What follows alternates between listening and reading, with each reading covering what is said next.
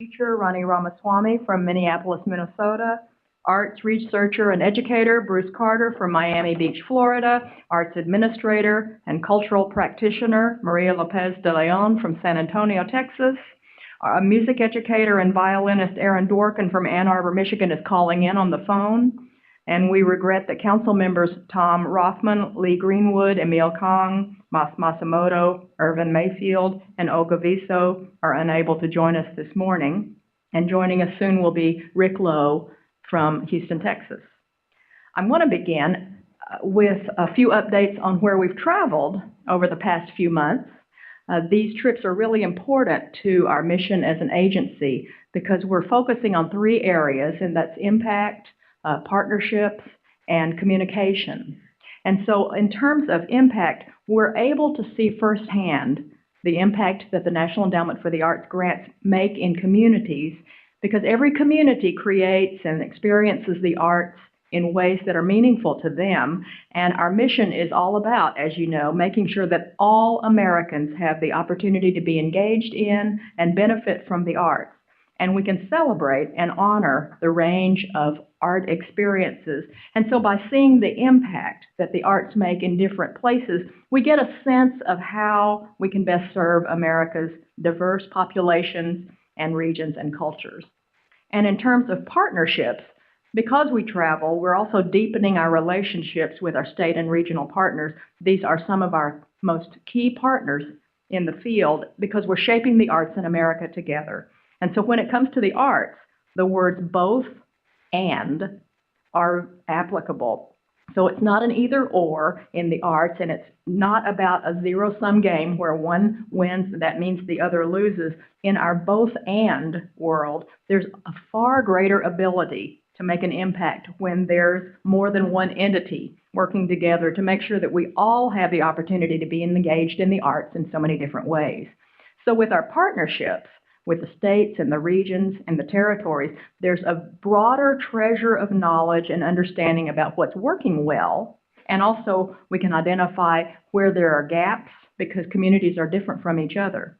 So our partnerships with the states and the regions and the territories help us become even more aware of how we can all leverage greater impact.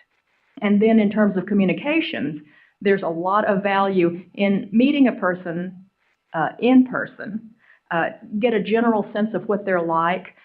And you know that a single face-to-face introduction can make those subsequent emails and those phone conversations with the same person more understandable because we have to see the body language, and we have the opportunity to communicate and see those communication cues that aren't always expressed solely through written words or a phone call. So this has been an important avenue in communication with members of Congress. And I continue to meet with members of Congress here in their offices in Washington, D.C. throughout the year to keep them informed on what we're doing. But through our travels, it's also been such an honor to meet with members of Congress in their home states and their districts, because together we get to see how the arts make an impact with their constituents. So for example, in Rochester, at the end of May, I had the honor of visiting Congresswoman Louise Slaughter, her home district of Rochester, New York, with the Congresswoman. Congresswoman Slaughter is a co-chair of the Congressional Arts Caucus, and so her commitment to the arts is very evident also throughout Rochester. We visited the Jiva Theater Center, we met with the Garth Fagan Dance Company, we toured the Memorial Art Gallery and the Eastman School of Music, and I was really impressed with all of these organizations and their dedication to strengthening their artists and programs and the community through the arts. And in recent months, we've also had the opportunity to go abroad, and that's allowed us to make more important contributions to American cultural diplomacy. And so in April, we traveled to Cuba as part of an American cultural delegation, and that delegation also included George Stevens and Margot Lyon, who are co-chairs of the President's Committee on the Arts and the Humanities, Megan Byer, the director of the President's Committee, Bro Adams, chairman of the National Endowment for the Humanities, David Scorton, the secretary of the Smithsonian, and a number of performing artists, Alfre Woodard, Usher, Dave Matthews, Smokey Robinson, John Lloyd Young, Joshua Bell. So this trip was a first-hand opportunity to be in the midst of Cuban culture, and it was really inspiring to see how the arts are fully woven into Cuban identity. The Cuban people believe so strongly in the importance of the arts, and we visited Museo Nacional de Bellas Artes. We met with students at Cuba's Art University, Instituto Superior de Arte. We saw a performance by the Liszt Alfonso Dance Cuba Company. And at the end of the trip, the National Endowment for the Arts committed $100,000 to 2 cultural exchange programs. So this marks the first time our government has funded such opportunities between the United States and Cuba. $50,000 will go toward expanding our Southern Exposure Program to support music, dance, and theater exchanges in Latin America countries. So this Southern Exposure Program is run by one of our regional arts organizations, Mid-Atlantic Arts Foundation, and the program will help bring Cuban performing artists to tour in the United States. And then the other $50,000 will go toward U.S. Artists International, and that will be used to send American artists to Cuba. We're very excited about this role that the National Endowment for the Arts is playing in renewing diplomatic ties with Cuba. And then in May, I spent 10 days in China, where I visited with arts organizations and government officials in Beijing, Shanghai, Suzhou, and Qingdao. And some of the highlights of a jam-packed trip included attending an opening concert of the Beijing Modern Music Festival, seeing a performance of Romeo and Juliet by the National Ballet of China. We watched a dress rehearsal of Papa's Time Machine. That's a production that uses puppetry to tell the story of a father who's losing his memory. We toured a number of opera houses and museums throughout the country, including a company that practices the art of Kun opera, which is a time-honored production of their folk and traditional art forms. And so I also signed a letter with the Chinese Vice Minister of Culture to establish a performing arts exchange between our 2 countries, and the details are still being finalized, but our hope is to create opportunities for Chinese performing artists to tour the United States, as well as to send American performing artists to tour China. And then 2 weeks ago, I was back in New York, but downstate in Manhattan, there with our Director of Theater and Musical Theater, Greg Reiner, to receive a 2016 Special Tony Award on behalf of the National Endowment for the Arts. This was a tremendous honor. Over the past 50 years, more than 100 plays and musicals that began with National Endowment for the Arts support have gone on to receive Tony nominations for Best Play and Best Musicals, and 33 of those NEA-funded nominations have won a Tony. So beyond the Tonys, we've also given $330 million in grants and initiatives over the years to strengthen American theater, and that includes funding the development of new plays, supporting the national infrastructure for nonprofit theater, and that includes small community theaters in rural areas and regional theater, arts education programs in theater, and funding tours and performances of plays all around the country. When I received the call from the Tony Awards Committee saying that we would be receiving a special Tony Award this year, some of their comments were so meaningful, like, in so many ways, we're supporting the theater together. And when we look at the number of productions that first started out with National Endowment for the Arts support, that later became so well developed that they received Tony nominations, it was a pretty easy decision for the committee to give the special Tony Award to the National Endowment for the Arts. And we have a lot of people to thank for this, and I want to express also my appreciation to all the previous NEA chairs, as well as our former theater director, their staffs at the NEA, our present directors and staff, those theater experts also from all over the nation who for 5 decades have sat on citizen panels reading through theater proposals together and sharing with us their insights and their expertise. So really appreciate the whole environment that has contributed to this. And then on May 4th, we held the National Finals for Poetry Out Loud here in Washington, D.C., and approximately 317,000 students participated in Poetry Out Loud this year, with participation in every state and territory. And at the National Finals, Aki Togan, a senior at Tallwood High School in Virginia Beach. Actually, he just graduated. He was named the national winner, and his prize included a $20,000 scholarship, and that is going to come in handy when he heads to college in the fall at the American Music and Dramatic Academy in New York. And as part of our 50th anniversary, we also invited state champions to submit their original works of poetry under a new component called Poetry Ourselves. And so these submissions were judged separately from the recitation portion of the finals. And they gave the students the opportunity to demonstrate their own literary creativity. And our winners were Rose Horowitz, a senior at Mount Ararat High School in Harpswell, Maine. And she won the written category for her poem, Mythomania Compulsive Lies.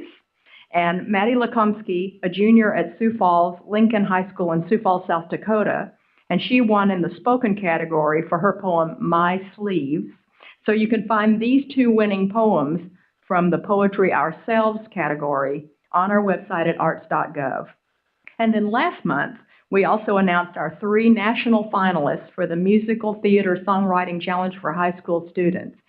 So we chose one finalist from each of our 3 participating regions. So that was the Seattle and King County, Washington area, Minneapolis, St. Paul, Minnesota area, and Dallas, Texas area. And our winners were Jake Bergloff from Perfect Arts High School in Minneapolis, St. Paul, Minnesota, Chelsea Mayo from R.L. Turner School in Dallas County, Texas, and Angel Rodriguez from Puget Sound Adventist Academy High School in Seattle and King County, Washington. And so in July, next month, all 3 of these winners will travel to New York City, and they'll participate in an intensive songwriting competition workshop with artists and music professionals. And so during the workshop, these finalists will learn about the music business, sharpen their skills, and after they refine and enhance their song throughout the workshop, each student will have their song performed by professional musicians, and a panel of other judges will pick the best song of the 3, and then that winner will receive a $5,000 scholarship, and both runners-up will receive $2,500 scholarships. And then on May 26th, we kicked off our 7th summer of Blue Star Museums, and that offers free museum admission to active duty service members and women and men and their families. And the launch took place, the Blue Star Museum's launch took place at the Hampton Roads Naval Museum in Norfolk, Virginia. Norfolk is the home to the world's largest naval base, so it was really a fitting place to celebrate our servicemen and women. We already have close to 2,000 museums registered this summer, and we hope the number will continue to grow in the coming weeks. So that's it for my updates. Any questions from the council on the updates? All right, well, let's get down to business and talk about the minutes. May I have a motion to approve the minutes of our March council meeting? So moved. Second. Okay, all in favor say aye. Aye. Any opposed? Okay, thank you. Now let's move to the council members' votes and their application and guidelines reviews. So I'll ask Carol Walton, our Senior Advisor for Programs and Partnerships, and Jillian Miller, Director of Guidelines and Panel Operations, talk us and take us through the section of this meeting. Thank you, Jane. Good morning, council members. We will proceed now with the application review and guidelines review section of the agenda. The tally of the votes will be announced at the end of today's session. The council will be voting by ballot today on 33 award recommendations totaling $9.7 million in 2 funding areas: leadership initiatives and literature fellowships translation projects. The funding recommendations are found in the corresponding sections of the council book. Please find your ballots in the folders at your place at the table. In order for your vote to be tallied, you must be present at the time of the motion, discussion, and vote. Councilmember Aaron Dworkin, who is joining us via teleconference, has been instructed to email his votes to Kim Jefferson as soon as this part of the meeting concludes. Council member affiliations have been recorded in the council books and on your ballots, and each member has been provided an opportunity to update this information prior to the meeting. Before voting, council members should review the list of recommendations and rejections and add to the list provided in your folders any affiliations that are missing. Council members are recorded as not voting on applications with which they are affiliated. The list becomes part of the agency's official record. After brief summaries of the 2 funding areas, council members will have an opportunity to ask questions and discuss recommendations before voting by ballot. After you complete your ballots, staff will collect your folders and tally the votes. May I have a motion to consider the recommended grants and rejections under the Leadership and Fellowship tabs? Thank you. Is there a second? Thank you. Now let me summarize, please, the 2 funding areas on which you will be voting, and then pause for any comments or questions. Leadership initiatives support a wide variety of projects of national and field-wide significance. At this meeting, the Council is requested to approve funding for 9 projects in 6 arts disciplines and fields, totaling more than $9.3 million. Support is requested for 2 arts education initiatives, the Arts Education Partnership and Turnaround Arts. The Mayor's Institute on City Design, a program that assists mayors with urban design challenges, promotes design excellence and economic revitalization, and enhances the livability of communities across the country. 2 initiatives that will support the NEA National Heritage Fellowships, Southern Exposure, Performing Arts of Latin America. 2 initiatives in support of the Military Healing Arts Partnership, which will expand access to creative arts therapies and arts engagement activities in clinical and community settings to support the nation's wounded, ill, and injured service members, veterans, and their families in the processes of recovery, reintegration, and transition to civilian life. A National Services Initiative, which will support research, information, and professional development services for the National Endowment for the Arts, state arts agencies, regional arts organizations, in cooperation with the Arts Endowment state and regional arts education and folk and traditional arts programs. Are there any comments or questions from the Council? If not, please mark your ballots. Thank you. Literature Fellowships Translation Projects support translations of poetry, prose, and drama from other languages into English. This year, 23 grants totaling $325,000 are recommended. The proposed projects will support the translation of fiction, creative nonfiction, and poetry from 13 languages and 20 countries. Are there any comments or questions from the Council? If not, please mark your ballots. For your information, no vote is required, but there are 2 20% amendments in the award update section. The projects support travel stipends for participants attending a conference on physically integrated dance and a summer arts employment program for youth in underserved Baltimore neighborhoods.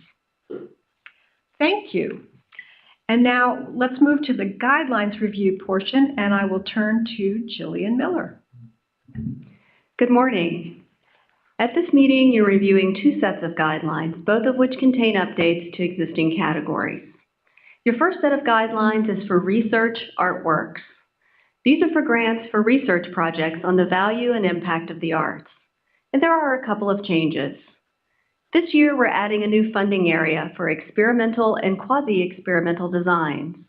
We'll award up to 5 grants ranging from $30,000 to $100,000. In addition, we'll be considering novelty in the review criteria for all applications. Your next set of guidelines is for Literature Fellowships translation projects. These guidelines describe the agency's support for fellowships to publish translators, and there are no changes to these guidelines. Thank you. Are there any comments or questions from Council members? If not, may I have a motion to approve the draft guidelines? And a second? Thank you. Thank you, Carol Walton and Jillian Miller. And now we're going to spend the rest of the morning exploring the intersection between art and technology. Kindles, Netflix, Spotify, museum apps. Technology has dramatically altered the way that people consume, experience, and create art. And we know through our survey of public participation in the arts that nearly 3/4 of all American adults, that's 167 million people, used electronic media to view or listen to art in 2012. And in the same year, 19% of American adults used electronic media to share art that they themselves had created, edited, or remixed. So today we have 3 examples to present to you.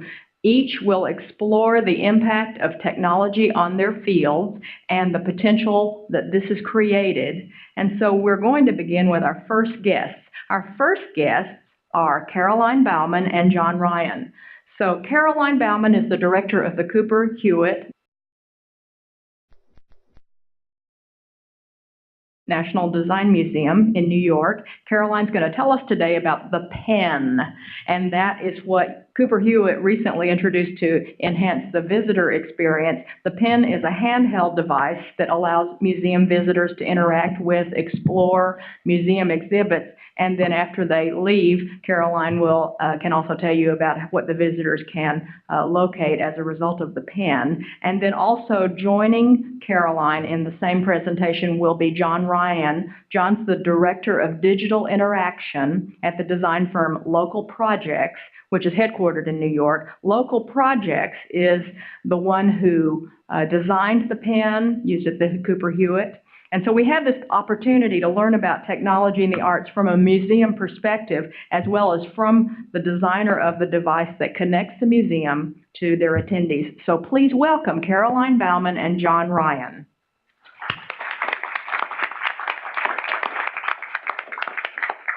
Good morning, everyone. Chairman Chu, thank you so much for this wonderful opportunity to celebrate the new Cooper-Hewitt. I hope that my words today are a catalyst for all of you to come visit and experience the Cooper-Hewitt if you haven't done so recently. We just reopened 18 months ago. Here we are at 2 East 91st Street. We first opened the museum in 1976, so we just celebrated our 40th year. And council members, I would have been with you last night, but we have just relaunched Cocktails at Cooper-Hewitt, which is a lot more than rosé in our beautiful garden. We are integrating performance for the first time in Cooper-Hewitt's history. So last Thursday, we had Catherine Maxwell's modern dance group meandering and dancing throughout the garden with our visitors. And last night, we had a quartet from Juilliard. So if you are planning a visit to Cooper-Hewitt, I encourage you to come on a Thursday evening. As you can see, there's a ping pong table, and that is important because one of our major themes at Cooper-Hewitt is to play and to play designer, and we really believe that play encourages creativity. Who are these interesting-looking women, and why are we called Cooper-Hewitt? The Hewitt sisters actually founded the collection in 1897, and Eleanor and Sarah Hewitt were the granddaughters of Peter Cooper. They really believed in celebrating the object, so they wanted artists and artisans from across New York City to come and explore the collection, be able to touch the collection, and really be tete-a-tete, eye-to-eye with those design objects. We have 210,000 objects in the collection, and we're really honoring their philosophy with the revisioning of Cooper-Hewitt. As you can see here, on our second floor, we have beautiful new casework from the baseboards all the way up to the ceiling, where you can really explore the design objects like never before. Our purpose is to educate, empower, and inspire people of all ages about design. And we're doing that because we have just digitized the entire collection in just under 16 months, which is a global first for a museum. And here, you're seeing the younger generation explore the collection. So at any given moment, there are about 500 to 600 actual design objects in the museum, but there are close to 10,000 objects on 7 digital tables that are placed throughout the museum. Yes, this is me in a hard hat, and thankfully the hard hat is off, which is why I can do presentations like this. We closed in 2011 for a major renovation of the museum. We also took the opportunity to look at every millimeter at Cooper-Hewitt and say to ourselves, how can we do this differently? How can we educate and inspire people about design in a whole new way? So our vision was really to break down the walls physically and figuratively, and celebrate design, build our audiences, and reinvent the 21st Century Museums Visitor Experience. Huge shout out to the Board of Trustees at Cooper-Hewitt. Could not have done it without them. It's a very cohesive group, and this is a photograph from last week when we celebrated our 40th anniversary at Cooper-Hewitt. Also, being America's only design museum, we partnered with the very best design teams from across the nation and actually across the globe, with Gopion on the lower left, our case designer and case manufacturer. Local Projects was a wonderful partner, and I'm very excited to be co-presenting this morning, and we'll tell you that story in just a moment.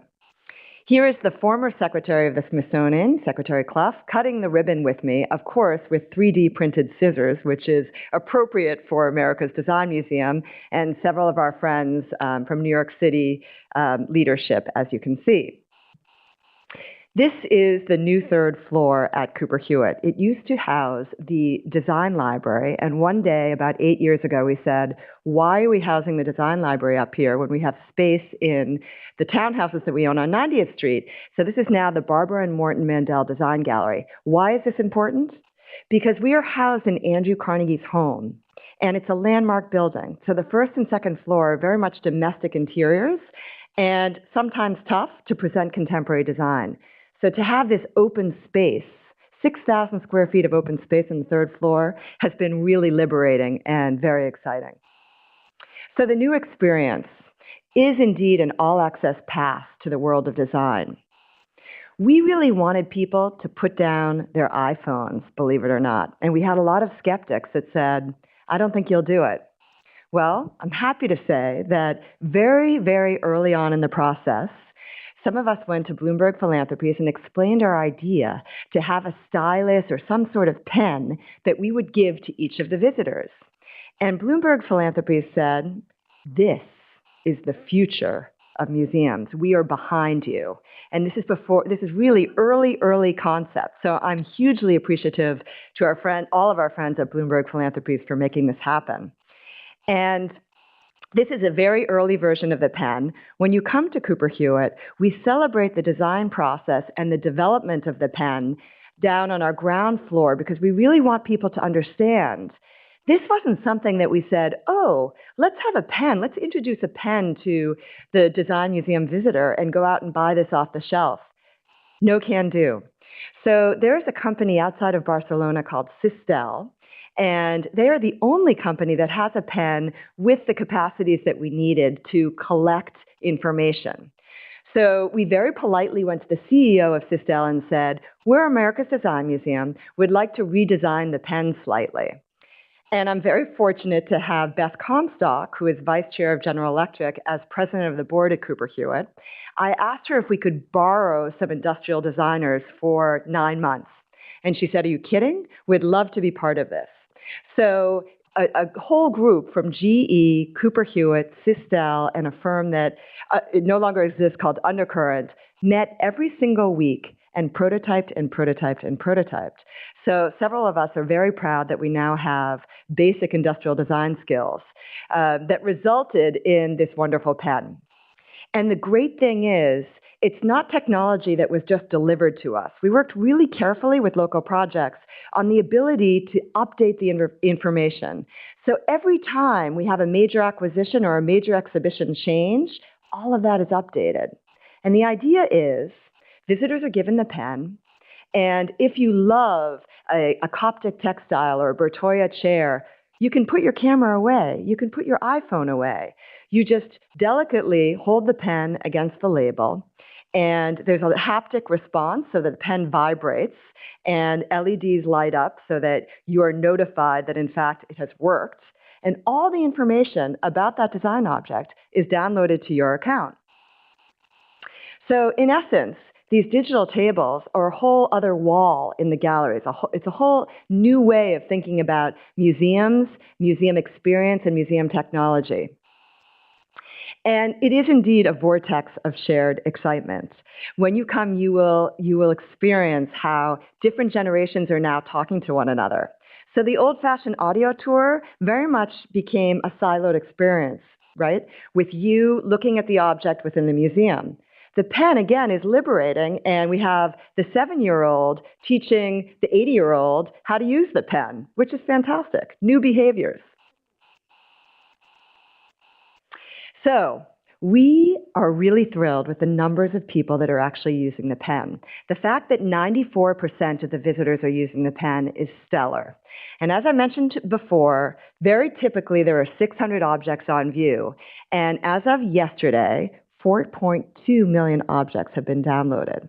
And that's because the permanent collection is flowing through those digital tables. So you can explore the permanent collection when you come to Cooper-Hewitt or online and collect it with your pen. And you're creating your own design collection. So these are the details about the pen. The key that I want to tell you today is hold on to your ticket, because that's a unique code that allows you to build your own collection. The awards are flowing in. Don't want to be too boastful here, but a week doesn't go by that I don't hear some great news that is honoring the fantastic team at Cooper-Hewitt and local projects and our other design partners. And one of my favorite comments on Yelp is, Cooper-Hewitt is pretty damn cool. The Atlantic really phrased it perfectly in saying that Cooper-Hewitt is the museum of the future. And I, of course, want to hold on to that accolade. So our efforts going forward, now that we've been open for 18 months, is to really make a mark globally with our digital muscle and to travel our exhibitions far and wide and really impact people locally, nationally, and globally. So again, I look forward to welcoming you all, and I look forward to seeing you in the galleries, and thank you very much.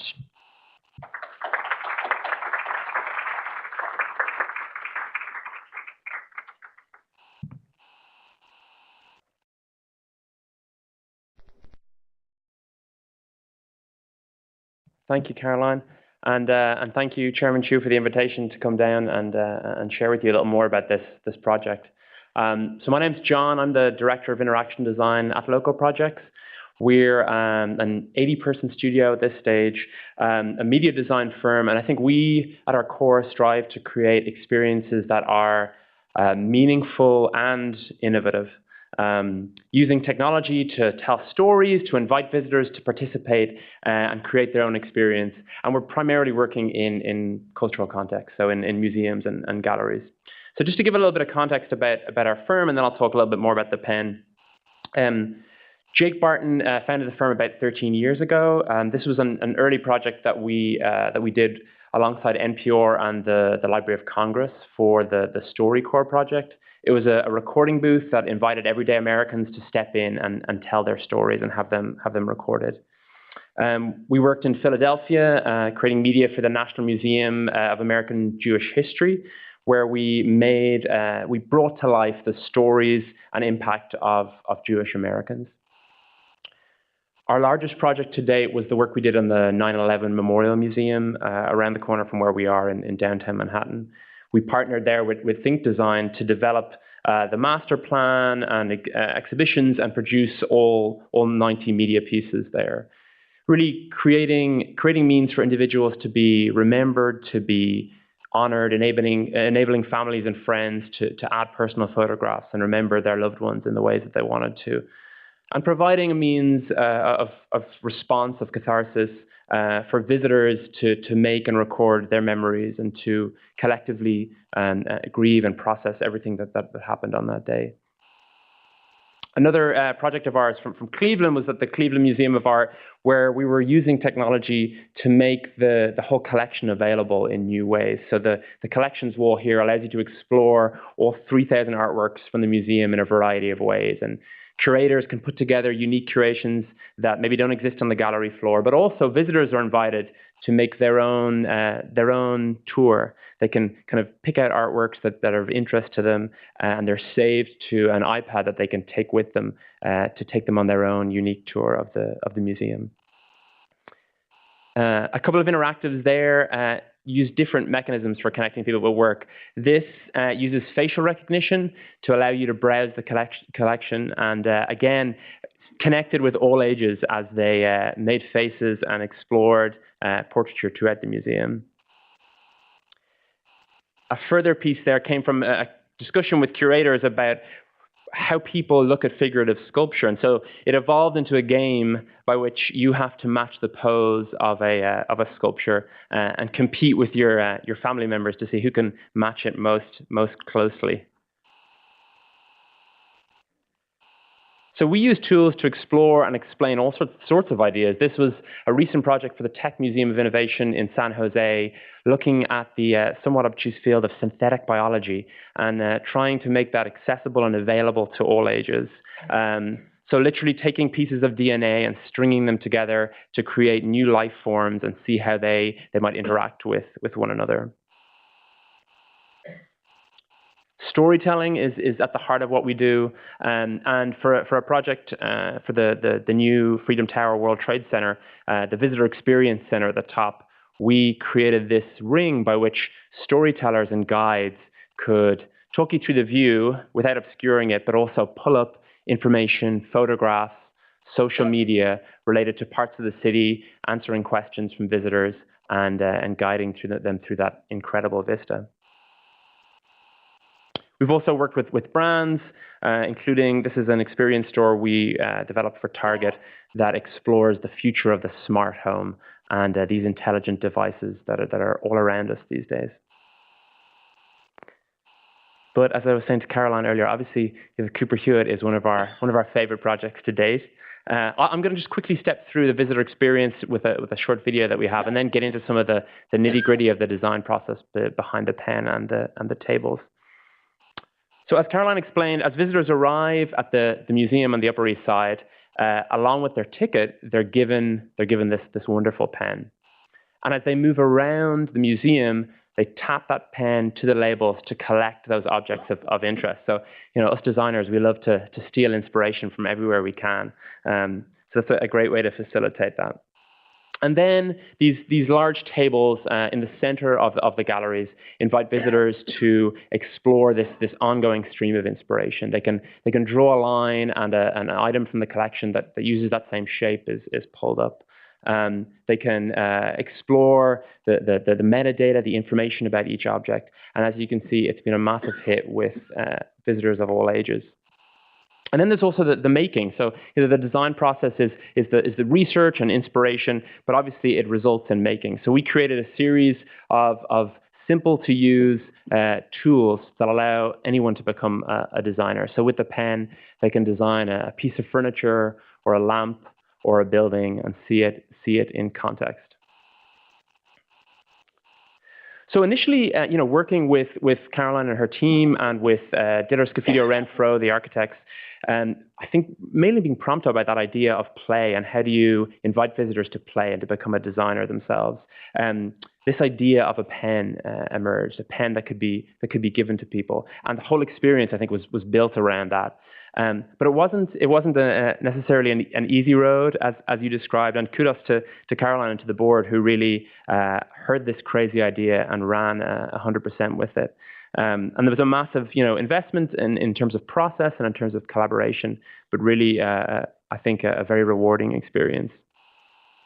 So there's a lot of, you know, core principles that we approach our work with that played out in the Cooper-Hewitt. This is from an early concept rendering of these tables. I think there's a couple of things that the tables facilitated. You know, first of all, they were, as that extra wall, they were kind of in the middle of the traditional gallery setting. So visitors who wanted to engage with them could, but other visitors who wanted to engage directly with the exhibits surrounding them didn't have to necessarily opt into them. And secondly, I think, you know, this idea of being face to face with another visitor is key. Often you see, you know, a kiosk over to the side and someone is very much focused on what they're doing, but the tables facilitated conversation, facilitated back and forth and seeing what the other person was doing. I also love personally that what we landed on was a tool. Designers are obsessed with their tools, and I think, you know, tools are something that we can all understand and appreciate. The photographer Walter Evans in the 50s, he used the words elegance, candor, and purity to describe tools. I think tools have an elegance that's explicit in their form, but also that's implicit in their design. Brett Victor, who's an interaction design writer, he describes a great tool as addressing human need by amplifying human capabilities. So, we go back to prehistoric man. He had the capability to aim and to exert force, but when his stomach rumbled, he needed something to amplify that capability. So he sharpened a rock, or he shaped a spear. And tools have an incredible ability to leverage our desires and allow us to do more than we could do without them. And that primitive design process is really at the core of what we do every day, taking what people can do and enabling them to do what they want to do. There was a wonderful exhibition on tools at the Cooper-Hewitt, actually just when it reopened and the pen launched. And this quote was just from it, describing what a tool enables us to do. But beyond that, how it invites us to kind of grow, to push our boundaries, to extend our reach. And I think in envisioning a pen for visitors, that was something that we really wanted to make available to them, to invite them into the design process, to have them do and, in a way, create memories and create an experience that would last beyond just simply seeing and hearing. And so beyond, I think, the sort of beauty of this tool, it's obviously explicit at that engineering level. So there's so much that this collaboration of teams managed to fit into this small device. But then there's also at a second level that design elegance, that the simplicity of people knowing and intuiting what to do with a pen. You put it in their hand and suddenly there's permission for them to participate. It's fun, it's inspirational, it invites the visitor to participate themselves. And as Caroline said, it amazingly makes people put their phones away in their pocket and connect directly with the work and with each other. But there's a massive complexity that's hidden behind that beautifully simple pen. And the museum and all of the partners involved really did an incredible job of, from that very simple vision, stringing together all of the parts, both technical and procedural, that had to happen for the pen to see the light of day. An incredible depth of collaboration. And I love this image that Caroline shared as well, which allows you to see the prototyping, see that process of iteration as an idea unfolds and becomes real. I think prototyping is very important for us, both from a technical perspective to make things work, but also from an experiential perspective. One of my favorite parts of the museum came from, a challenge the museum had was having, this incredibly large collection of wall coverings and wallpapers, and trying to find the best place to exhibit that. And at the same time, this idea that if this pen really worked and if it really got people excited about becoming a designer, what about if they got excited to the point of scribbling and designing on the walls themselves? And these two ideas kind of came together in this immersive wallpaper room. You're seeing a prototype of it here that was developed early on. Key for us is to get something real, get it into the hands of visitors and of the museum, and discover, is this engaging? Is this inspiring wonder and joy? And that usually very quickly lets us know whether we're on the right track. So I think as we played with that early prototype, we realized it was nearly daring us to try and not pick up the pen and start designing. So the immersive wallpaper room, it invites you to design your own wallpaper, and it surrounds you by your creation as it evolves. At the same time, you can browse the museum's extensive collection of wall coverings in a form very close to how they were, originally intended to be seen. And I think it's one of the most popular spots in the museum, definitely my favorite, both proven by its ability to appeal to all ages, but also by the number of selfies that have been taken there. And the museum's done an amazing job of featuring those selfies. I think they have Wallpaper Wednesdays when multiple visitors' images are shared. And for me, this just speaks to the pen's incredible ability to invite visitors into the design process, to allow them to own the experience, to have fun, and we see the new ideas that are being born there by every visitor every day, which for me is the most exciting part of the pen. Thank you so much.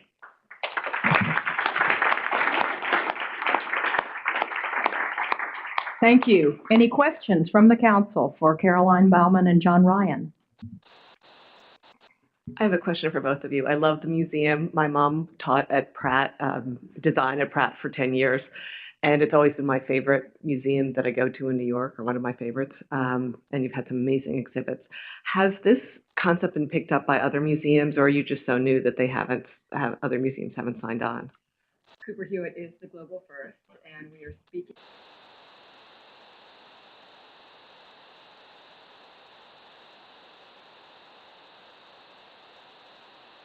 and integrating it into the museum. It's a multi-step process. So not yet. We're still the first. One and only. And I think, the pen, as you saw in the process, was developed uniquely for the Cooper-Hewitts, both content, but also their approach to visitor experience. And so in a way, it's hard to, I think, reproduce that directly. I think the learnings from that have obviously gone out into the museum world, and we see numerous clients who come to us looking, what does the pen look like for us? So I think we'll see the impact of it for years to come. Absolutely. Thank you so much for the presentation. It's brilliant, and it's really changing the way people are interacting. And I worked at Boeing, so the idea of prototyping and engineering is something that's kind of built into the everyday there. And I just wonder, as you were developing this, it was such a collaboration across so many different individuals with capabilities. Could you talk a little bit about what were key elements beyond kind of the everybody got along and all of this? I'm talking really about the skills, the technical capabilities that you identified that were critical to doing a project like this. Because as you're trying to inspire the next generation, one of the things that we're thinking through is how do you educate those individuals? What are the kinds of ways that they need to be learning and doing?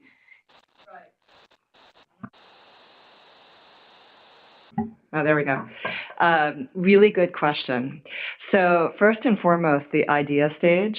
We really tasked Diller, Scofidio, and Renfro and local projects and worked together as a three-part unit to say, what can we create that is a global first, that will really knock the pants off people when they come into the museum? And we explored a ring that might collect objects, a necklace. We tested those various pieces of jewelry per se, and then we kept coming back to the stylus idea. And there are styluses across the globe right now, so we really wanted this to be very, very different, and that's when GE came in. We could not have done it, obviously, without Bloomberg, but without the GE industrial design team. And then we really ran with them and Undercurrent, who had a lot of experience with manufacturing. Obviously, no one on the Cooper-Hewitt team had that kind of specific experience. So it was having the industrial design expertise and then the manufacturing expertise. And I think, Cooper-Hewitt's digital team did an amazing job of orchestrating, not only an architecture for the technology, but I think also for the process. It's incredibly exciting to see that list of names come up, and I think there's a massive potential when you get to collaborate with designers and engineers and strategists on that level. But it also brings massive challenges, and so I think one of the amazing things that Caroline's team was able to do was to really design a process and design an API, which is a sort of technical term, for people to actually really work together in an amazing way. And so that was, I think, one of the great triumphs behind the scene, and a very well designed process. One of many steps, yes. Trello was really key, and weekly and daily conversation was really key. So everyone was tasked very specifically with actions, and we knew we were on a time limit also because the museum was opening in December of 2014. So every day counted.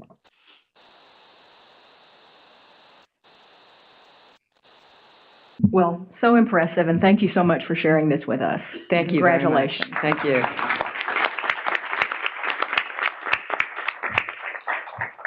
Our next guest is John Bracey, Executive Director of the Michigan Council for Arts and Cultural Affairs. John is here to tell us about his agency's My Art Tours app, and that points users to all kinds of different public artworks throughout the state of Michigan. We're eager to hear about this. Please welcome John Bracey. Thank you. Well, as you can see, and as you can tell, I'm a government person, so right off the top, I've done a number of these talks around the state, and I was asked by leadership to please share this first slide with everyone, that the opinions that you're about to hear are mine, and not necessarily those of the state of Michigan. I think what they don't know is I added that kind of bottom thing there. So that being the case, I also think it's really, really important that you know who you're speaking with. And so this, I think, will reflect where we're at, and you'll understand a little bit. I've been tracking the percentage of cynical comments that I make at every presentation by my age over years. And although when I hit 30, it wasn't that bad a thing. And I thought it was, and then I got to like 35, and I said, no, this kind of sucks. And that's where we're at. So now you know. I really want to say what a huge honor this is for me. As a state arts agency director, being allowed to share some of the great work that the Michigan Council for Arts and Cultural Affairs is undertaking in this area of arts and technology. And, there's so many wonderful things that are occurring at state arts agencies in arts education, community economic development, artistic entrepreneurship, and arts and healthcare, just to name a few of those things that states are working on. And as a group, although I think they would be horrified to know that it was me speaking for them as a group, we're really, truly proud to play a part in expanding the work of the National Endowment for the Arts as a partner, and especially on some of these really important issues that we're all facing. But you asked me to talk to you about my art tours. It's a mobile app. It features public art, both. It's available, by the way, both online and at the Google Play and the Apple Store. So download it.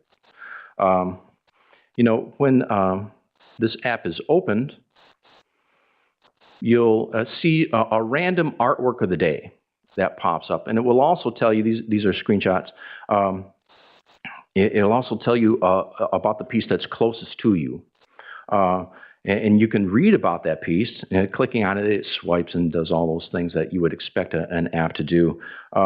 When you can read a little bit about the piece, the artist, you can access maps on where this is and how to get to that piece if you're walking or driving. You'll be able to discover if it's part of a tour, and a little bit more about the developer of the piece too. The map function will also allow you to customize the tour. So if you want to reach something in different ways, for example, the piece that you're seeing here is at Meyer Gardens, and maybe which is in Grand Rapids. Maybe I want to be there on my way further south to look at a sculpture tour that's in the St. Joseph area. So really, the tours themselves are just incredibly diverse. These are some more pieces from the Southwest Michigan, much closer to Chicago, for example, than they are Detroit. So if you know where they're at, pieces that are there and near St. Joseph that you can discover. Right now, my favorite tour, my very favorite tour, is there are WPA pieces in 41 post offices in the state of Michigan, which I find incredible. Major WPA works, and my goal, honestly, in life is to go to all 41 of those, and I will. So we have, as you can see, tours of sculpture, tours of barn quilts as you're driving through. If you want to see where those are, we have a historic buildings tour. For example, Menominee. We have historic buildings in Menominee in the Upper Peninsula. We have public fountains. Who knew there were so many cool public fountains in Detroit? No idea. I mean, there are murals, ceramics, etc. So as you're looking at these, and you can see there that top piece is in one of the post offices near Lansing. These tours have been utilized by a variety of people. Just I'll give you some of the current figures. There are right now, although we added a few, so this number isn't quite right, 1,171 works of art in the app. We have 72 built-in tours that you can access. The app has been downloaded in 97 countries, primarily U.S., but Canada, the UK, India, and Russia. Wow, who knew? And 88% of the users on this are actually using it on their iPhones. So I also should mention that there have been some other areas that have asked if they can use this app. And so, for example, the My Art Tour app has pieces from Durango, Colorado, where their city is expanding sort of their work. So if you're in Durango, you can actually open it up and you'll see those pieces first. We've also, we're in Salt Lake City for a NASA conference, and they asked if we could do something with the public art that was in Salt Lake City. So if you find yourself in Salt Lake City, you open up the app, there's work from Salt Lake City. And just so you could understand sort of the ease of doing this, before I came here, we had 13 pieces from Washington, D.C. added, and a tour called Commemorating African Americans in Washington, D.C. So if you were to download the app, and have I mentioned that you should download the app? If you download that app and open it up today, you would see those pieces in Washington, D.C. Now, in terms of how, honestly, I know just enough information about how this happens to be really dangerous. And frankly, the staff has asked that I stay away from the backside of this app. And I always listen to them. So without getting into a lot of details, we worked with a small company in East Lansing called Venture It to develop the app. And I think that they were really so eager to work with us, primarily because they work with universities and big healthcare systems, and this was sort of this little project that they had a lot of fun with.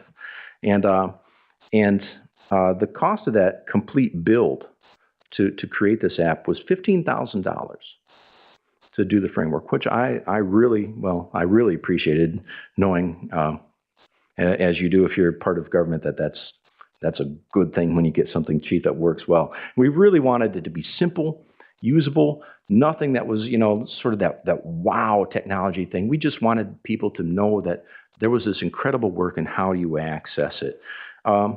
We get the pieces on there. We have a contract person on staff who works 1 day a week and researches the pieces herself and then adds them. So if she finds those, she'll also get contacted frequently by municipalities, some as small as Adrian, Michigan, or Ludington, and they usually want to just be included in the app because they have sculpture too that they're really proud of. And although I will say that we do curate the app just to make ensure that the quality and accuracy and everything before the piece actually gets uploaded into the app. And just for your information, I talked to the developer before I came out here, and he said they could bring any state in the country fully on board because we've built the framework for $5,000 to $7,000 per state, and all it would take is putting in the content. And so I think that there's a real opportunity there. We've also been asked on a variety of in a variety of venues and on numerous occasions if we would be expanding this. So we're looking at a companion website in order to expand the reach of the app itself and provide a more of a direct educational component that we're always asked, because we're having teachers use this around the state. Now, that being the case, I think you probably are wondering primarily, why did a state arts agency do this? Why is this a state government organization doing this? Well, I think to understand that why, you have to remember that the position that the state of Michigan was in during the Great Recession. And I think a way to illustrate that is one of the most impactful numbers that I heard during that time was 53% of all the jobs that were lost during that time were lost in the state of Michigan. That's not easy to come back from, although we're coming back from that. And absolutely everything was impacted during that time, including our agency. We went from granting over $25 million per year for programs down to, and a staff of somewhere in the neighborhood of 12, it went up and down, to at one point, myself and one other person and $1.8 million and a computer over in the closet.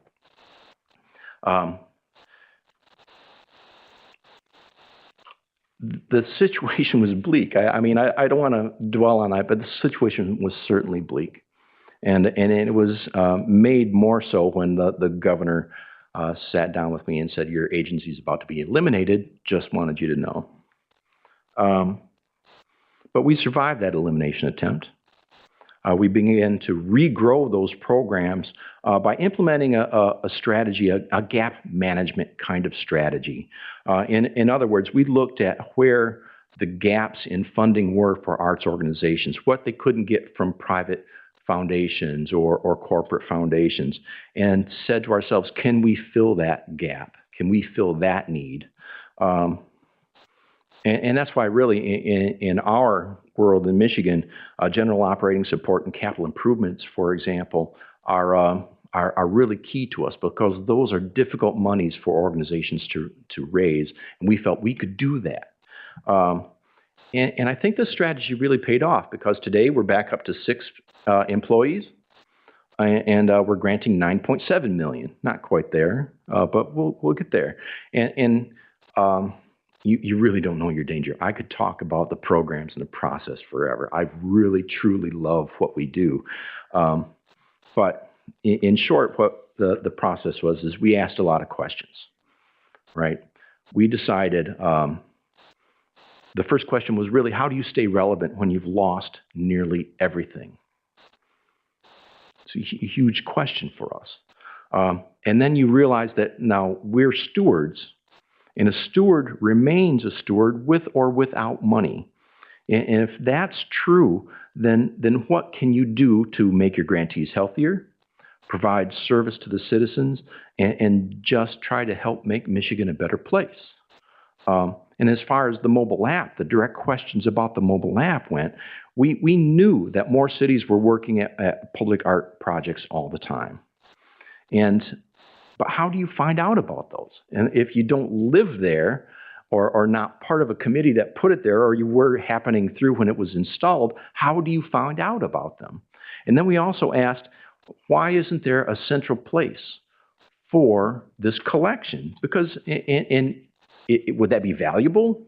Maybe it doesn't exist because it's not really that valuable. And then, of course, how do we do it? How do we do this statewide? Because our charge is statewide. Nobbin Way in the UP is as important to us as Detroit is.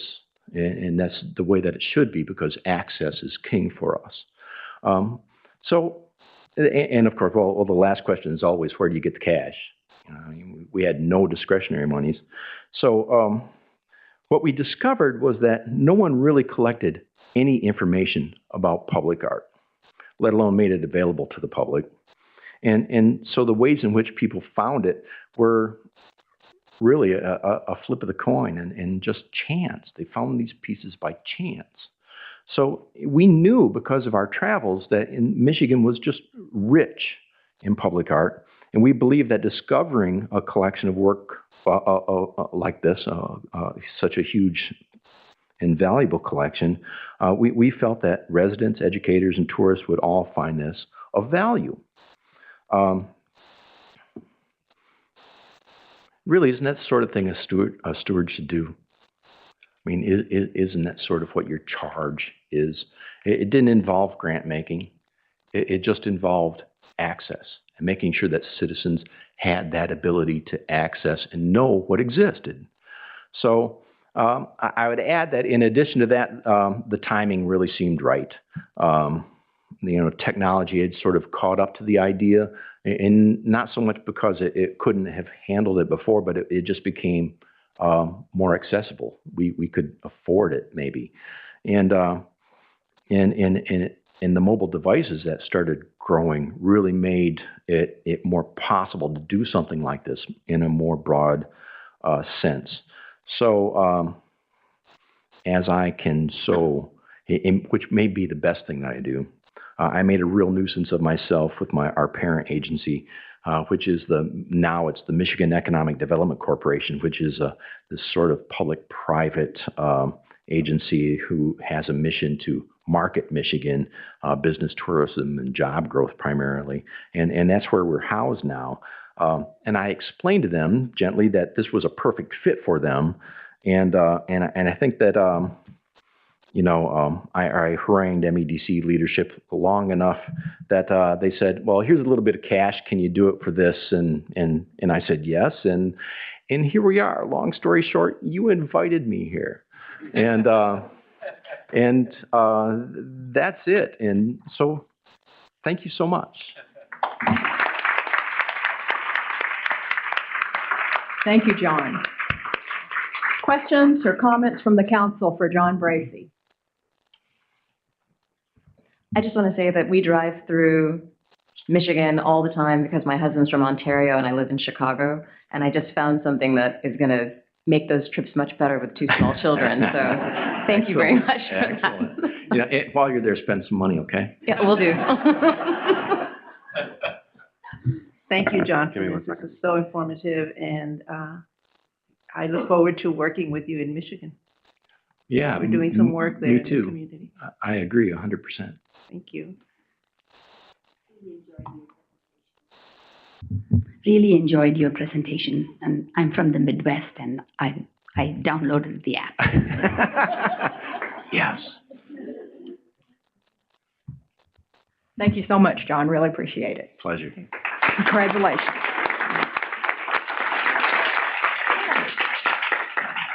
Okay, we're going to take a very brief set change, and then we'll have our final presenter. So I'll just take a cue from you when you're ready.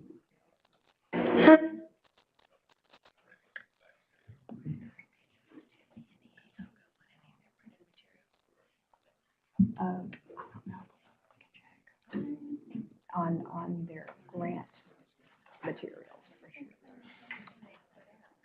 Okay, we'll follow up with that. Ready? Okay, thanks. All right, I think we're just about ready. Our final presenter. Our final presenter is Eric Whitacre, Grammy Award composer and conductor, founder of the Virtual Choir. He's currently an artist in residence with the Los Angeles Master Choir. Eric's compositions have been performed all over the world, and his list of works include commissions for, among others, the London Symphony Orchestra and Chorus, Chanticleer, Julian Lloyd Webber and the Philharmonia Orchestra, Tallis Scholars, King Singers. Eric's musical Paradise Lost won both the ASCAP Harold Arlen Award and the Richard Rogers Award. He earned 10 nominations at the Los Angeles Stage Alliance Ovation Awards. Eric's creation of the Virtual Choir invites YouTube users to upload videos of themselves singing their own interpretation of Eric's compositions, and then their voices are synthesized to create the Virtual Choir composition. And the response has been overwhelming and expansive. For the Virtual Choir project, Flight of Paradise, Eric received 8,409 videos featuring 5,905 singers from 101 countries. So this is an example of bringing singers from all over the world together through technology, and we can't wait to hear more. Please welcome Eric Whitacre. Thank you, Chairman Chu. Thank you all. I'm so honored and thrilled to be with you all here this morning. I have to say, I would like to have a word with the architect who decided to put this giant pillar right in the middle. I can't see half the audience over there. And also, being a choir conductor and singer, I'm wondering if maybe we can just take 2 minutes and do what we would do at the beginning of any rehearsal, which is let's stand and stretch after an hour of sitting. Good. And actually, if we can go one step further, will you turn to your left and give a massage to the person next to you. Go for it. I'm serious. It's going to be great. Lovely way to meet people. 6 seconds of human touch. Change your day. That's right. Don't be shy. Good. Shake those shoulders out a little bit. Are we going to sing? Yeah, actually, if we had time, we sure would. Good. Have a seat. Thank you. I love singing, and I kind of love everything about singing and singers, especially in the classical world where I live. Orchestra members, concert band members, instrumentalists, they tend to be a little more serious, a little more staid. Singers are always the first in, the last out. They're touchy-feely like that, massages during rehearsals, lots of hugging. We hold hands and cry together when we're singing. They're just my people. And it's since I joined choir at the age of 18, I've been dating only singers. I've been married to a soprano for the past 18 years. Yeah, I'm completely all in as far as it goes with singers. And I think for me, the reason is this essential humanity that singing brings to a room full of people, to any group of people anywhere. Even us just standing up and starting to massage, everything gets stripped away. We just become people. And I know at 18 years old, my first experience standing in a choir, we began singing the Mozart Requiem, and I remember the conductor raised his hands, and 140 people in the same room breathed in at the same time with a singular intention, a singular focus. And in that moment, I felt, for the first time in my life, part of something larger than myself. And it's the dragon that I've been chasing since I was 18 years old. It became my vocation, my life, and that's what I've been doing. I've been a conductor, a composer, so I write music for choirs. And the job of a conductor is not at all what I thought it would be when I first started. I kind of had this image of Beethoven stealing fire from the gods and glory. And the truth is, most days as a composer, you spend alone in a room, usually, if I'm being frank, in your underwear, and just pulling your hair out, trying to get two notes to sound good together, and hoping somehow this will all add up into something that makes sense.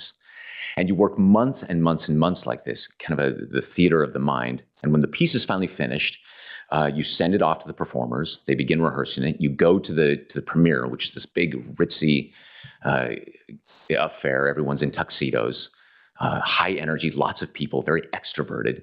And then you go back home. That's it for the piece. And in our strange modern world, the piece gets published, becomes sheet music, and goes out. And it can become very successful, but until very recently with social media, you never really would know. I mean, you get checks every now and then. You know, the pieces, they're like children. You send them out into the world, and some kids go on to great success. They become senators and business tycoons, and they send these checks back. I love those kids. But then there are those kids, you know, that kind of you send out in the world and nobody wants to play with them. So come here, daddy, or come to daddy. I'll take care of you, baby.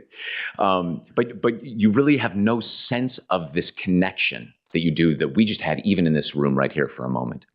So 5 years ago, I stumbled on this video on YouTube, and it was a young woman named Britlin Losey from Long Island, 17 years old.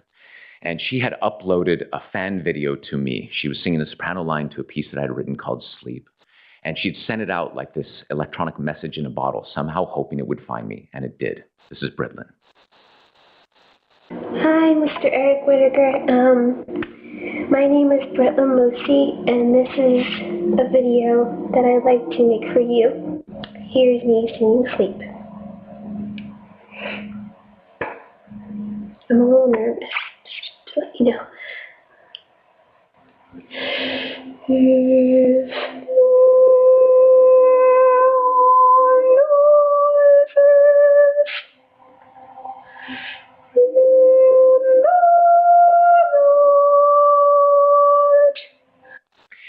I thought Britlin was the most beautiful thing I'd ever seen in the world. I mean, she's so innocent and pure and vulnerable. And the way the video is shot, you can see her room, and behind her, it's just incredibly intimate.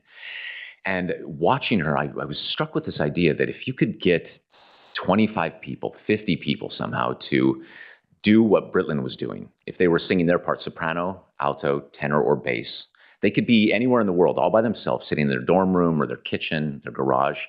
And as long as they were singing at the same tempo, same speed, and in the same key, If they just uploaded all of their videos to YouTube and we collected those things and literally started them at the same time, it would have to make a choir, right? All those videos playing together would make this virtual choir. So the first challenge was, how do we get them all to sing at the same tempo? Wherever they are, it is separated by time and space. So I uploaded this video along with the sheet music to a piece that I had written called Lux Aurumque, which in Latin simply means light and gold, a piece that I'd written back in the year 2000.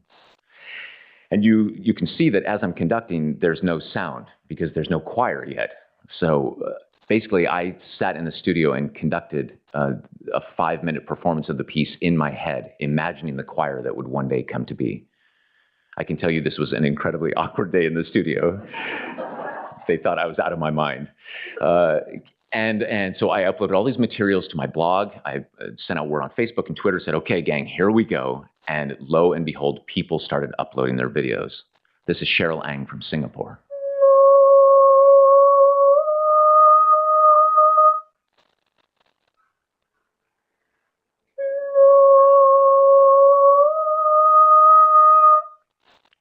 This is Evangelina Etienne from Massachusetts.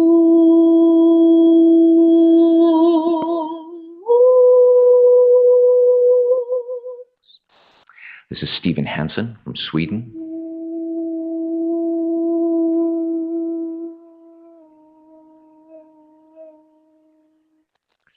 And this is Jamal Walker from Texas.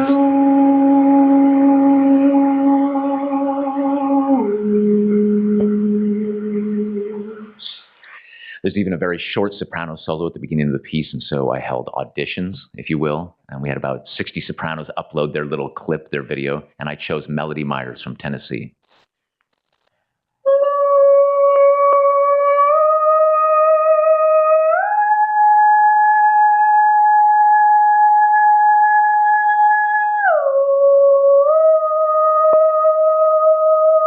Just effortless. I don't know if you can read the top comment, but it says, "You melt my face off." Indeed. All told, we had 185 singers from 12 different countries upload videos, and I'm not a video editor. I'm sitting on all these video assets and thinking, like, what have I done? And this young man named Scott Haynes, who at the time was just 22 years old, wrote to me and said, I would like to be the one who puts this all together. I said, thank God you found me, Scott. I bought him a computer. He was a starving college kid.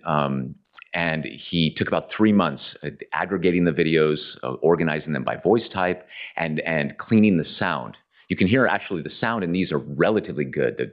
At worst, you just hear some computer hiss, which is pretty easy to take out. But some of the videos in this and later virtual choirs had crickets or ambulances. We have a video where you can hear the kid's mother yelling at him in the background. What are you doing in there with the singing? And so all of that had to be very carefully tailored and taken care of. And I guess now 5 years ago, we uploaded to YouTube Virtual Choir 1.0, Lux Aurumque.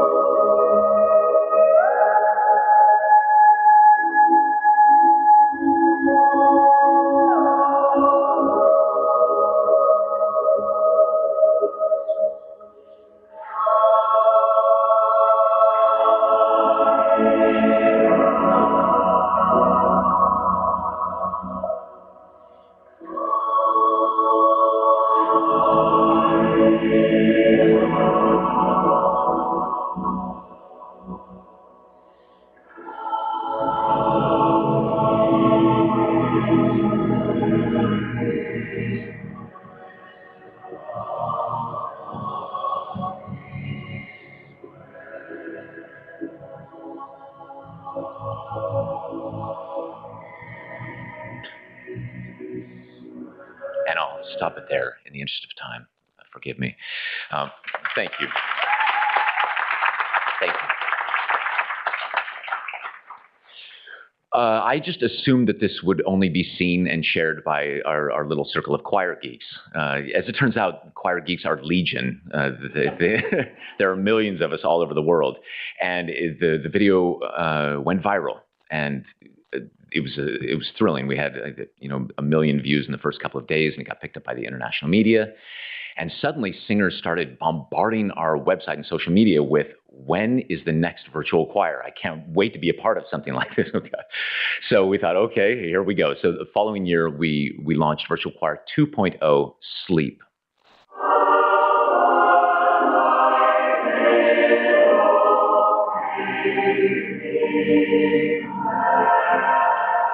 (2,052 singers from 73 countries.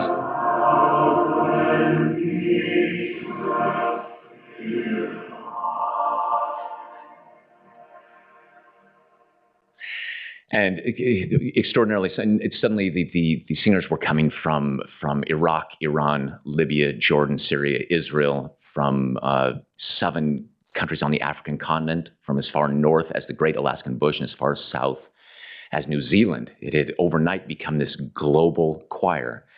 And once again, the singers were saying, let's do it again. Now my sister wants to join. So we launched Virtual Choir 3.0 a year later, Water Night.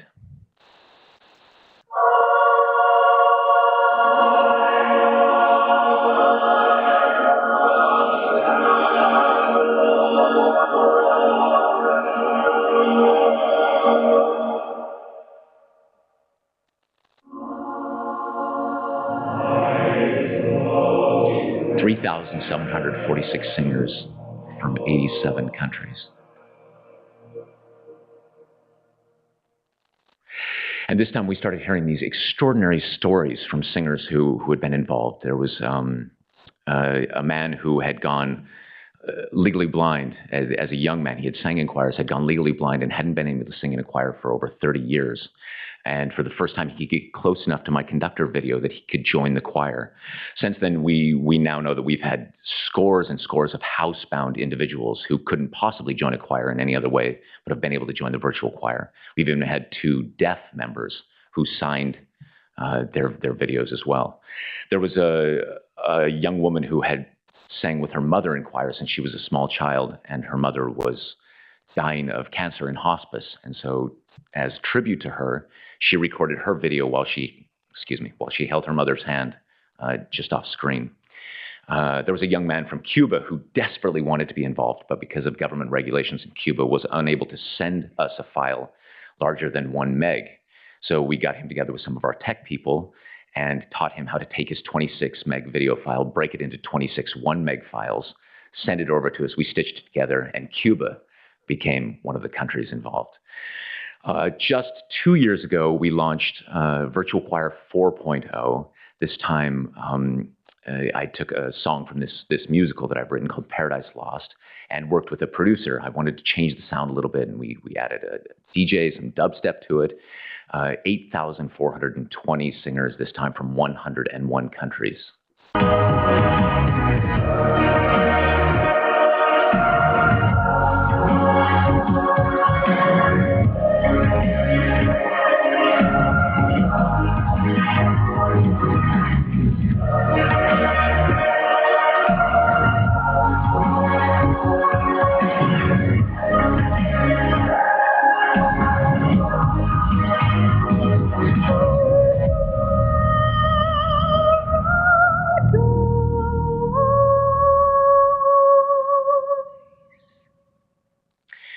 Through it all, we've held true to two fundamental beliefs. The first is that we are actively and will continue to resist any monetization of the project. You can imagine symbolically the global nature of the message. We've been approached by every corporation you can imagine. We've been approached by Lady Gaga and Madonna and U2, and everybody wants a big old virtual choir, and we simply say, no, we don't want it monetized. We don't want it commercialized. This is pure, and we want to keep it what it is. The second is, and we will hold true to this, we have never yet turned down a singer, and we never will. The only audition process there are for the solos. but every singer who wants to sing can join. We've had singers now as young as 3 years old as 101 years old, across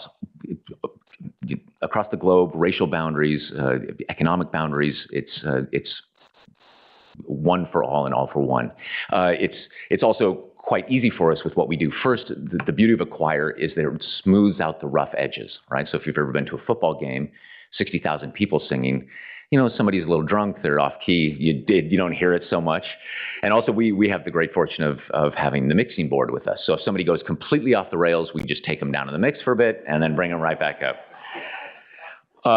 Just a year and a half ago, Chris Anderson at TED asked if I would consider trying to make a live virtual choir. Is it possible yet to do it so that it's happening in real time? So we partnered with Skype, and we had 30 different singers in 30 countries. You can imagine the time zone. Some of these poor people were up at 2, 3 in the morning waiting for this to happen. And then I paired them with a live choir on stage. This is just a little bit from a piece that I wrote called Cloudburst from the TED Talk, 2014 TED Talk.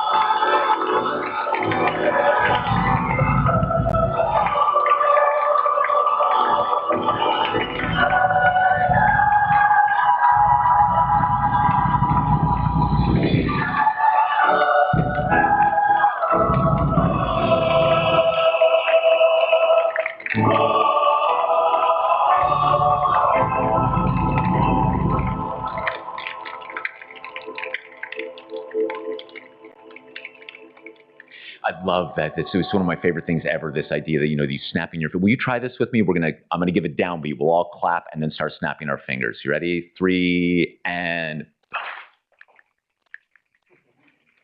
isn't that beautiful? God, I love it. I learned it as a child, and I've always wanted to incorporate it into a piece. And for me, the reason I bring that up is because it's a big part of my creative aesthetic, which is, I suppose informally, I call using the whole buffalo. And the idea is that, you know, Native American tribes had that very ethos to use the whole buffalo. When American settlers first came, they would kill buffaloes, take only their hide and their tongue. But the Native American tribes would use the bones, the sinew, the hide, the tongue. The entire buffalo was used. And for me, looking at a choir full of people, you've also got hands, you've got feet, you've got the music. Everything in the room becomes part of the buffalo and something to be used. Which leads me to the next project that I'd like to tell you about. This is the Hubble telescope. Many of you may remember when it launched in 1990.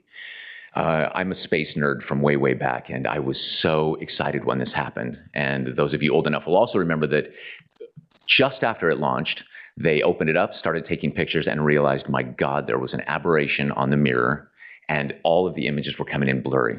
And the press had a field day with it. They called it a boondoggle and a techno-turkey, and just another example of government overspending, right? NASA, of course, being full of brilliant people who simply don't say no, sent a team of astronauts up 4 times, actually, led by this man, Dr. John Grunsfeld, who I've now had the great honor to meet. And they did all kinds of hardware fixes on the telescope itself. Even more amazingly to me, on the ground, they rewrote the software to basically put a contact lens on the information coming in. They were able to figure out exactly what was out of focus, and so each image that came in, they just allowed for that. And suddenly, I guess it was 5 years later, 1995, the first truly in-focus images started coming back from the Hubble.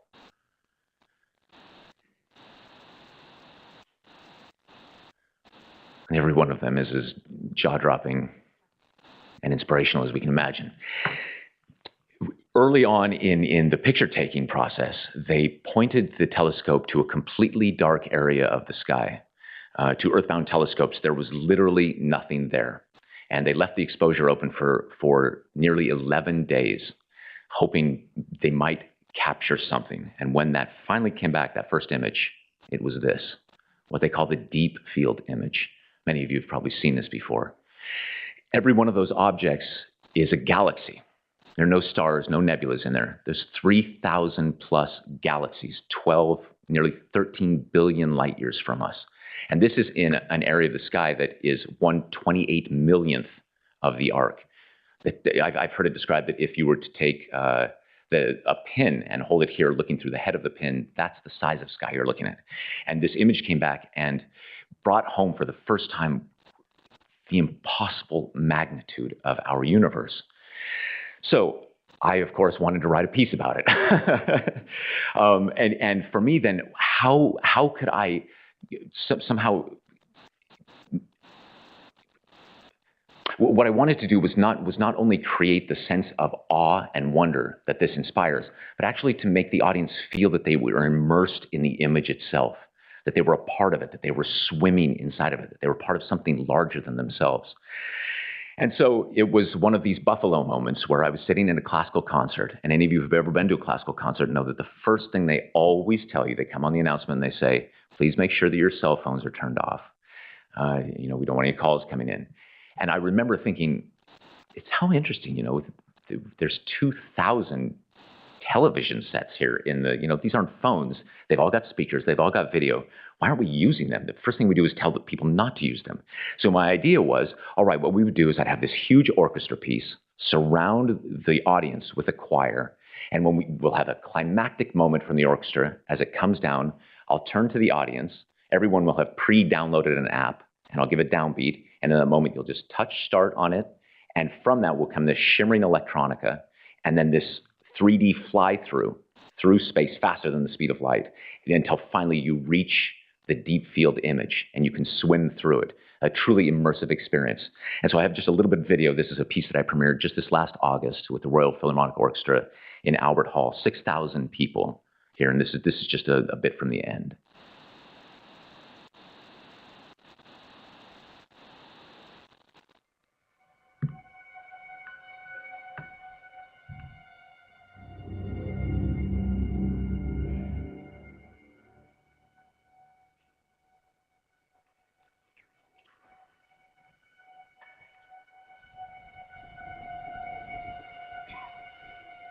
So here I turn to the audience, push, and then that sound is coming from the phones, from 6,000 phones, and this is what they're seeing on their screens.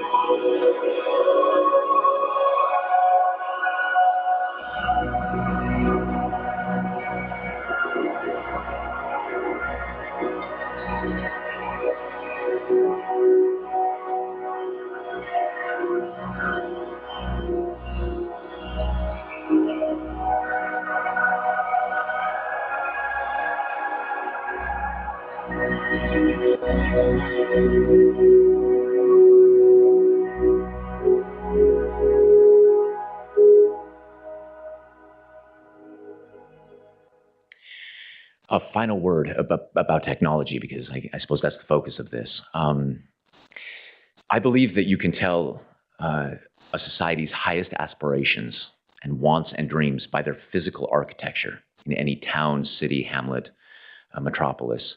For most of human history, the tallest buildings have been religious in nature. The pyramids at Giza, or the minarets throughout Arabia, or cathedrals throughout Europe. It was only in the 19th century that began to change. In fact, it's here in Washington, D.C., Congress it's the Congress building, right? It's the tallest building in the city, and by decree, nothing can be built higher. So it became the seats of government. And finally, in the 20th century, became corporate law, industry, business. We find ourselves now in the dawn of the 21st century with the tallest building in the world, the Burj Dubai, which is a monument to nothing but wealth and opulence. My belief, my sincere belief, is that the great new architectural movement will be code, a virtual architecture, vast glittering cities of code that are designed to bring tribes from around the world together, like-minded tribes, post-national, post-racial, post-political, and finding a space where we can once again feel part of something larger than ourselves. Thank you so very much.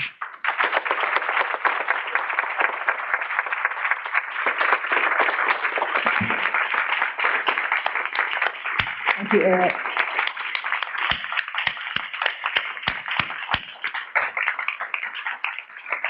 Questions or comments from the council?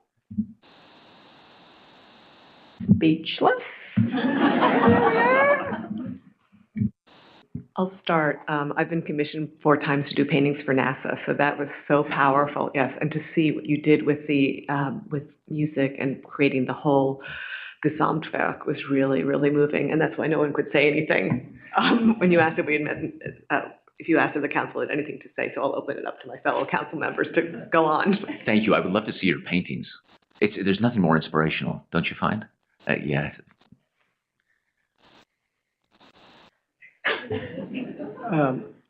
The word breathtaking is really inadequate for artistic work that transcends space and time and gives meaning to the human experience in a new way. Your work clearly points to the future hope for humankind. Thank you very much. Thank you, truly. Thank you, Eric.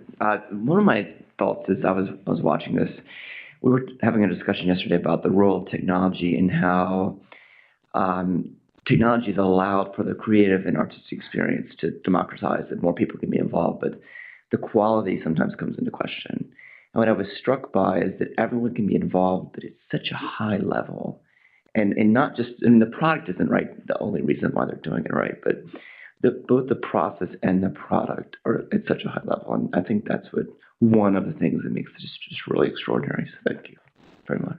Thank you so much for that. I have to say that's part of our aesthetic too, although we didn't realize it until we were 3 or 4 pieces in. Many of these choral works are extremely difficult to perform. Some of them split into 12, 14 parts, and they require a lot of practice.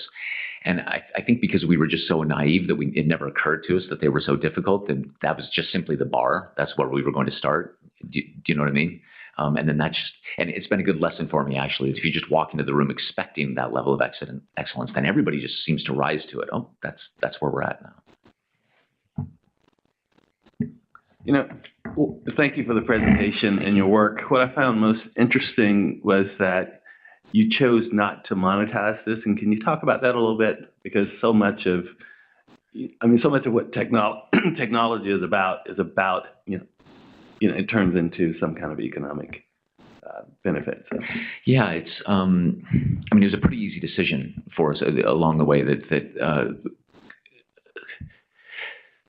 the calculus, unfortunately, is very simple, that the moment you monetize it, it just becomes something else.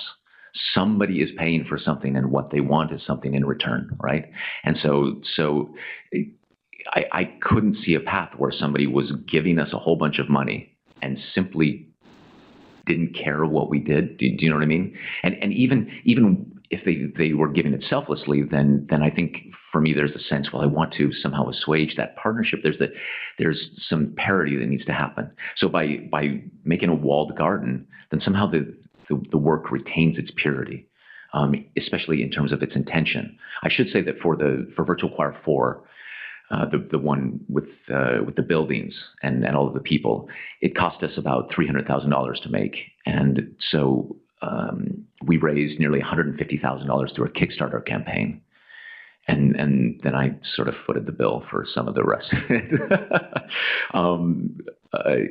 Yeah, I only bring that up in that we're approaching a model where we need. I was just talking to some of the board members last night about setting up some sort of foundation, at least, so that there's a mechanism to help us going forward.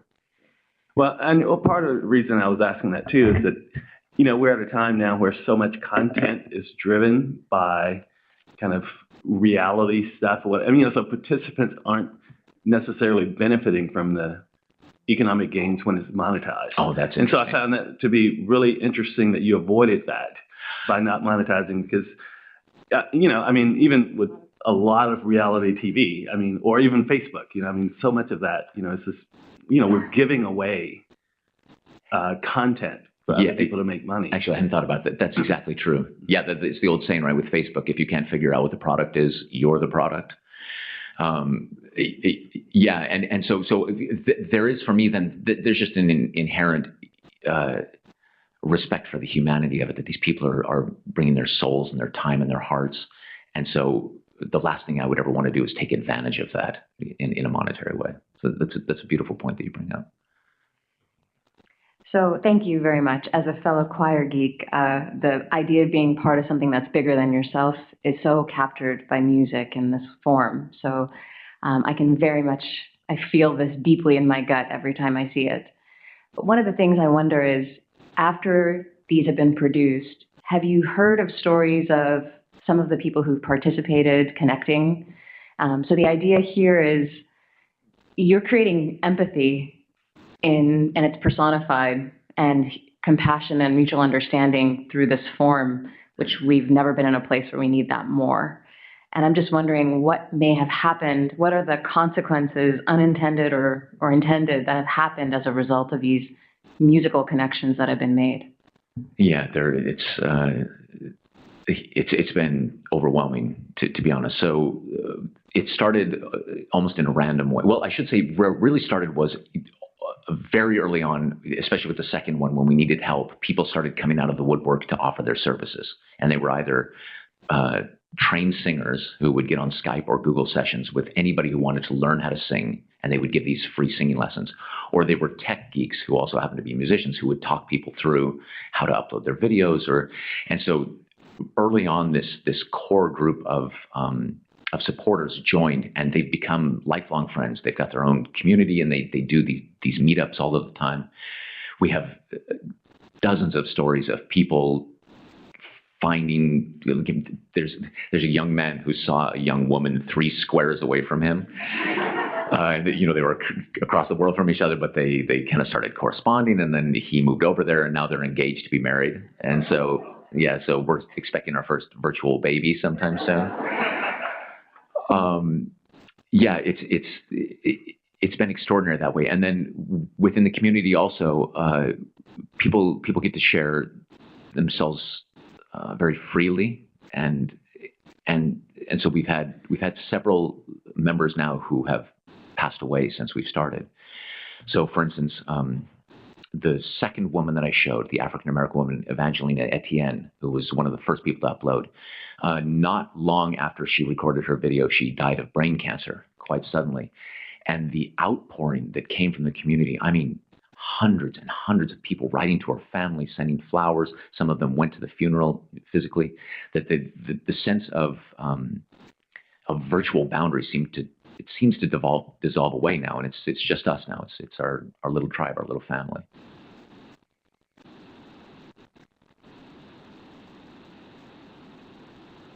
Thank you, Eric. It's my honor. Thank you so much.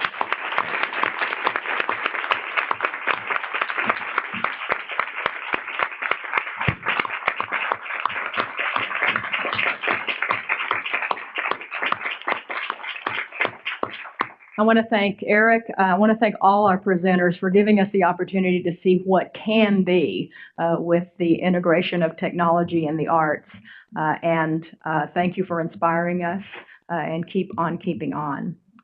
We have one more final piece of business, and that is that the National Council on the Arts has reviewed the applications and the guidelines presented to them. A tally of the council members' ballots now reveals that all recommendations for funding and rejection have passed unanimously. Any other final comments or questions or discussion from the council members? Well, then I want to thank the entire staff at the National Endowment for the Arts. It's such an honor to work with you for your dedicated work in putting the council meeting together, as well as what you do every single day. And the 188th meeting of the National Council for the Arts is now adjourned, and we'll see you in October.